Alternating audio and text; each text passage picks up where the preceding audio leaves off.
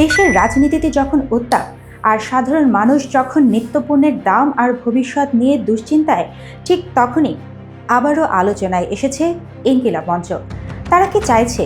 কেন এই সময় তাদের দাবি নতুন করে গুরুত্ব পাচ্ছে? আজকের ভিডিওতে থাকছে সেই বিশ্লেষণ। সম্প্রতি ইনকিলাব মঞ্চ বেশ কয়েকটি গুরুত্বপূর্ণ দাবি সামনে এনেছে। তাদের প্রথম দাবি সরাসরি গণতান্ত্রিক প্রক্রিয়া রক্ষা, অর্থাৎ জনগণের ভোটাধিকার নিশ্চিত করা এবং নির্বাচনী ব্যবস্থায় স্বচ্ছতা আনা।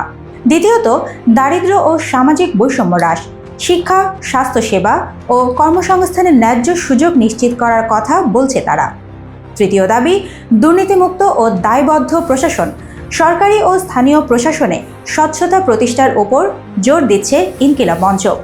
চতুর্থত, মূল্যস্ফীতি ও জীবনযাত্রার মান নিয়ন্ত্রণ, বিশেষ করে নিম্ন ও মধ্যবিত্ত মানুষের ওপর যে অর্থনৈতিক চাপ বাড়ছে তা কমানোর দাবি তুলেছে তারা। এবং পঞ্চম দাবি মিডিয়া ও মত প্রকাশের স্বাধীনতা। গণমাধ্যম ও নাগরিক মত প্রকাশ যেন কোনো দমনমূলক হস্তক্ষেপের শিকার না হয়।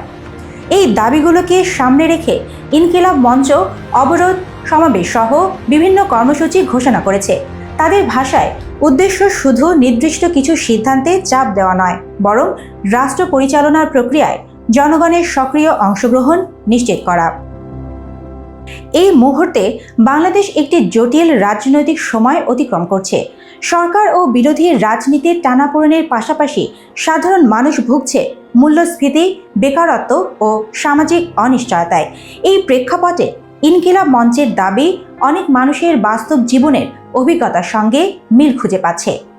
সব মিলিয়ে ইনকিলাব মঞ্চ বর্তমান বাংলাদেশের রাজনীতিতে একটি নতুন আলোচনা ও প্রশ্নের জন্ম দিচ্ছে, যা দেশের গণতান্ত্রিক ভবিষ্যৎ নিয়ে ভাবতে বাধ্য করেছে।